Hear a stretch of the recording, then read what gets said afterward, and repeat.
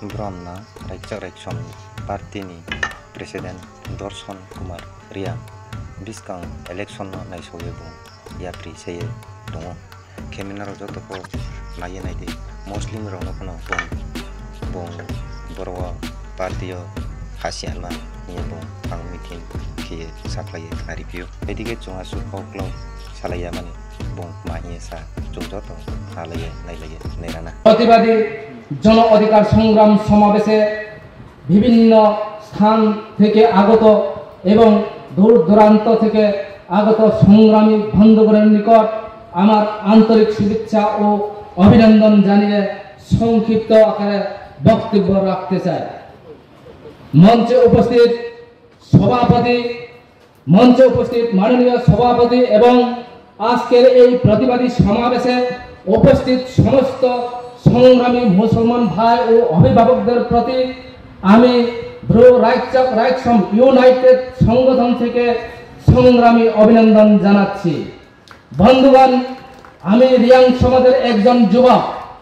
আজ স্পষ্ট ভাষায় ঘোষণা করেছি, মুসলমানদের উপর গোটা দেশে যেভাবে একের পর এক আক্রমণ হচ্ছে তার বিরুদ্ধে আমি এবং আমাদের সংগঠন আপনাদের সাথে আছি। আগামী দিনে আপনাদের যে কোনো আন্দোলনে আমরা সর্বোত্তভাবে সামিল হওয়ার প্রতিশ্রুতি দিচ্ছি। প্রশ্ন হলো, আমরা ব্রু রিয়াং জনজাতি হওয়ার পরও কেন আপনাদের এই আন্দোলনকে সমর্থন করেছি কিংবা আজকের এই প্রতিবাদী সমাবেশে সামিল হলাম। উপস্থিত বন্ধুগণ, বিজেপির শাসনে আজ মুসলমানরা আক্রান্ত নয়, আমরা জনজাতিরাও সাংঘাতিক রকম আক্রান্ত। আমাদের ভাষা, আমাদের সংস্কৃতি আক্রান্ত।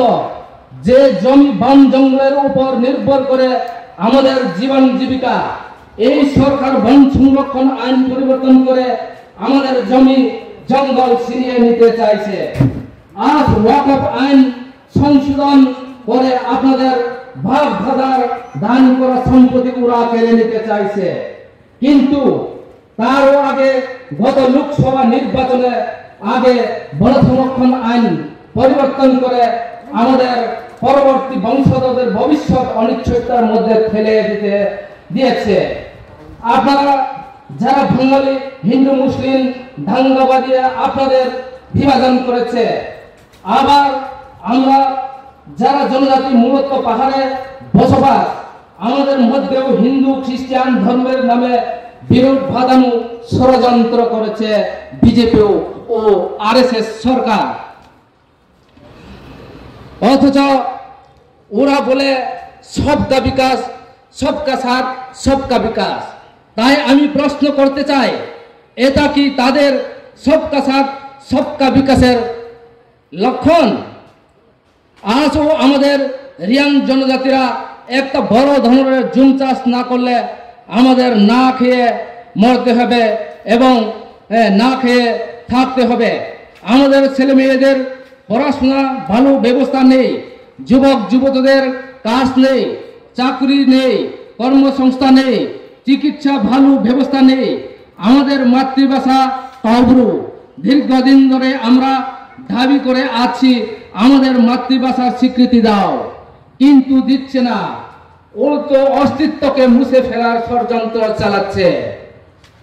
এই পরিস্থিতিতে আমি মনে করি হিন্দু, মুসলিম, খ্রিস্টান, বৌদ্ধ ঐক্যবদ্ধ, পাহাড়ি বাঙালি সমস্ত আক্রান্ত, অবদমিত ও পিছিয়ে পড়া সমস্ত সমাজ ঐক্যবদ্ধ হয়ে বিজেপি ও আরএসএস এর চক্রান্তের বিরুদ্ধে আমাদের লড়াই সংগ্রাম করতে হবে।